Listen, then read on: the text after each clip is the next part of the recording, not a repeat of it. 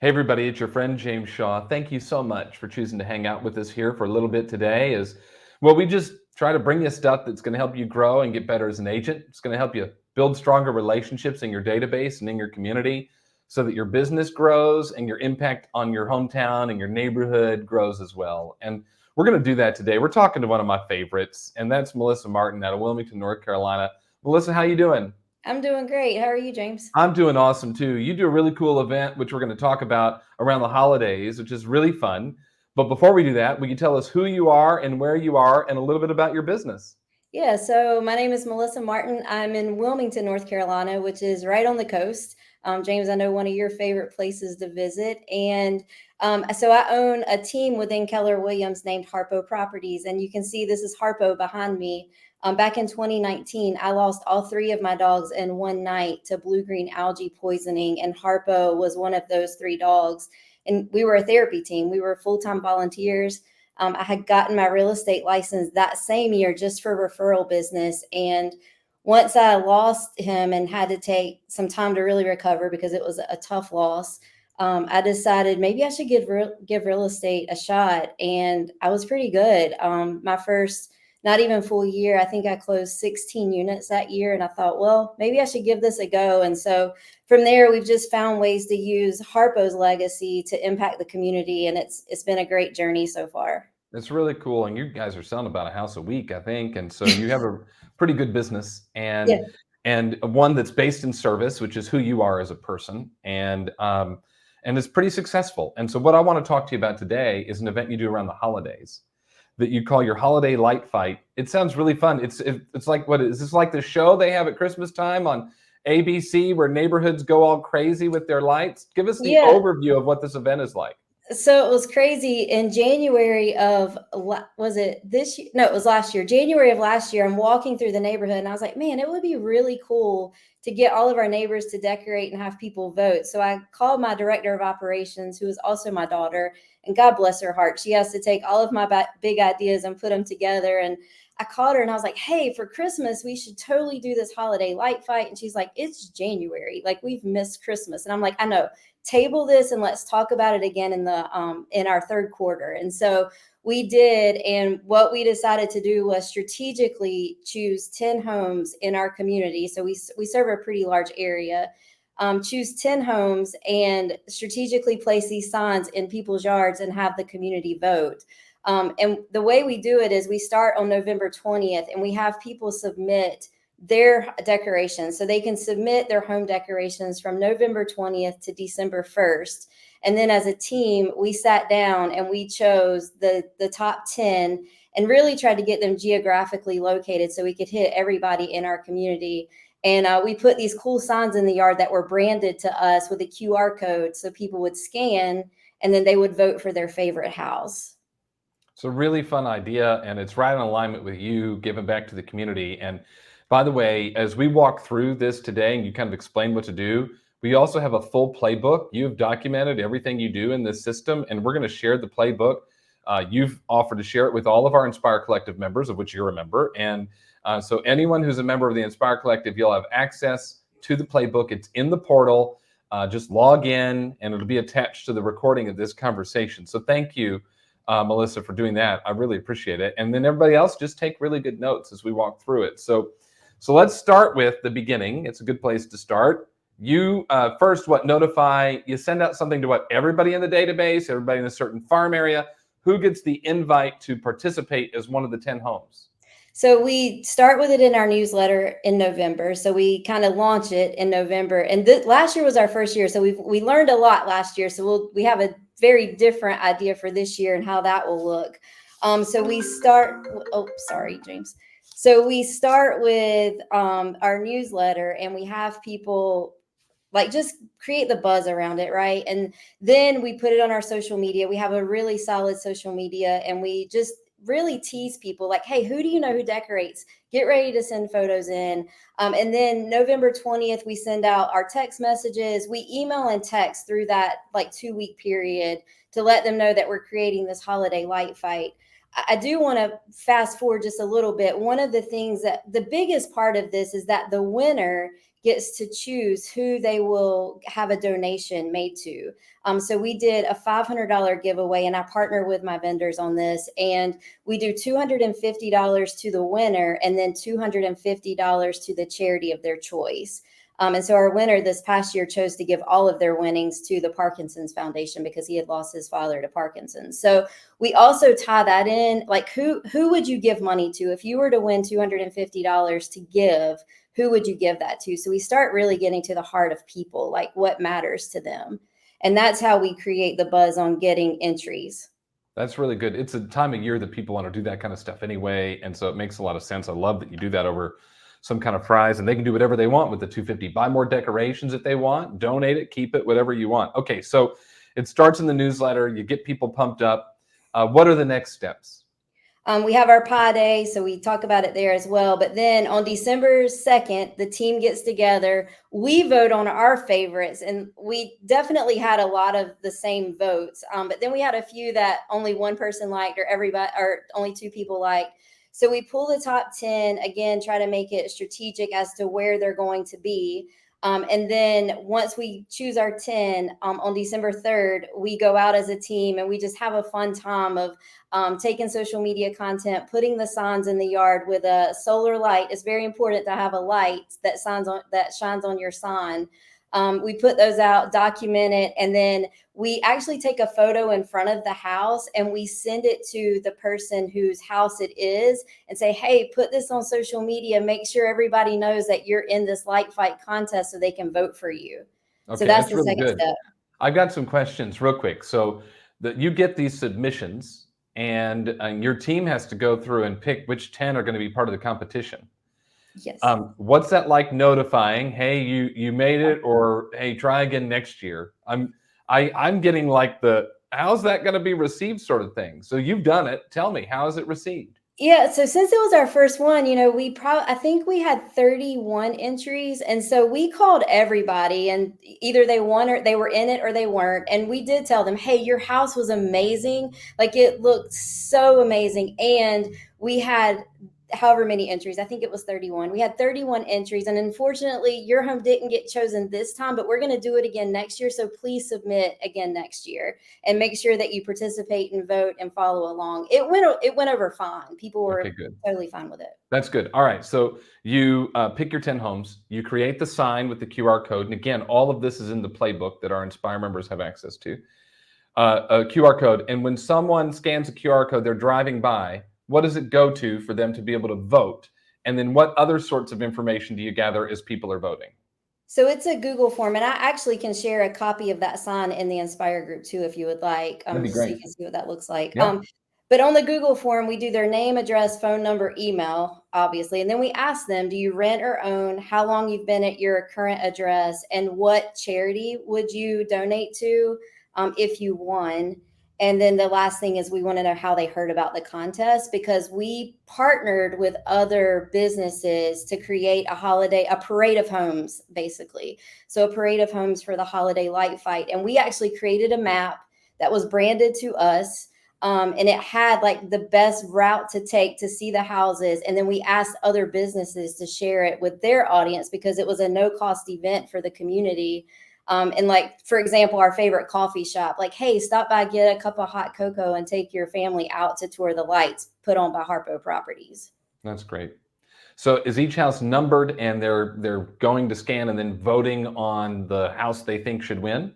Yeah. So when they scan the QR code, like if they vote for house number 3, it'll go to a specific QR code. To a specific Google form. And then we just compressed everything at the end. And it was real easy because it was in an Excel spreadsheet. We could just dump them into our database, our CRM, perfect. Which we use Command. That's great. So you gather this info from the attendees. How long does this parade of homes, the holiday light fight, run? So we give it through December 28th. So we start taking votes on December 3rd is when the signs go out. We did it through December 28th. And then on the 31st, New Year's Eve, we tallied the votes online. We did a live tally and announced the winner. That's so much fun. So my guess would be that while this is a great time and you have a lot of fun doing it and you're supporting your community and giving back to the businesses, you also have a real estate business to run. And so you want to get leads and opportunities coming in. That Google form sounds like you probably added a bunch of people to the database. You probably got some leads on top of it as well. Tell us what that looked like. So I'll tell you, I was going to be thrilled if we had 250 names, right? That was my goal. Like if we can get 250 names and close like 2 to 5 units, that would be amazing. We collected 1,561 new names. That was outside of what was already in our database. Um, just in the past 9 months, we've closed 4.1 million out of that. So we've closed 7 units at 4.1 million, and we set 24 appointments, and out of those only 2 are probably not going to turn into anything. However, there's some solid nurtures in that group, and we are now very present in those communities. No kidding. That is unbelievable. I am blown away. We love adding 1,500 names to the database. That's awesome. I'd be happy with that by itself. For sure. But to create $4+ million in transactions and deepen the pipeline, I want to then take the next step. What needs to happen post-event as you've gathered this data for you to be able to generate that kind of opportunity in your pipeline? So we were really good about, as every day as the leads came in, we were sending text messages, and we were using our Twilio account because we were blown away by the number of people that were like, we initially thought we'll just call everybody the next day. Well, that completely got out of hand because Right. we only have 2 agents. Right. And so we got them into command. We started sending out Twilio messages. Hey, thank you so much for voting and participating in our holiday light fight. We're going to continue this through this date. Or we would even send out texts and say, hey, these are our top 3 contenders in the light fight contest. We would remind people, hey, these are the organizations we're going to be donating to. It was just a constant touch of what we were doing with the holiday light fight, asking them to share it on social media. It really was just touching people every day as the votes came in. Now, throughout the month while the contest was going, we were sending out a weekly text message. Once the contest ended, we started pulling people out, making notes in command, like they rent, they own, how long they've lived at their address. To be completely honest, we were not prepared for the response. So I don't know how many fell through the pipeline. Yeah. It I was a imagine lot. you have some lessons to learn from this, that you've got some good stuff to figure out for next year. So, and we can go back to what you're going to do different for the event in a second, but I'm more interested, honestly, in these 1,500 names and the leads. As you kind of rethink for 2024's event, what are some changes you're going to make to be able to follow up with the massive number of names and leads and phone numbers and email addresses that you got? Well, the first thing was our Google form wasn't the way I wanted it. So like we had the name block set up where we just had names. So this year we will do first name, last name. For address, we will do street, city, state, because we also just did an address block. So we didn't get everybody's city and state, which we wasted a lot of time because a lot of times people didn't even live locally. So those wouldn't have been our first calls, right? We would have really been looking for people a little more local. And then what we need to do differently, we're actually having a meeting today on this, but what we would do differently is as people come in, create like a hot sheet, and then like a 3 to 6 month sheet, and then a long-term, like a nurture sheet. So we can plug people in based on what they say their timeline is, or how long they've lived there, owned or rented. Like we have different buckets, like we do home buying seminars. So our renters would go in that bucket, really pulling the information out immediately and not waiting until we have 1,500 names to try to sort through. That would be go through it day by day as people are voting. I imagine it's weekend heavy, but to be able to pull it and every Monday morning you sit down and pull everything that came out and figure out what's the right way to respond, all that sort of stuff is great. You had to have been surprised by the response you got from this from the general public. We couldn't believe it. Like the very first day we logged in, we were like, oh my gosh, we have over 300 names. Like, what are we going to do? So we weren't prepared.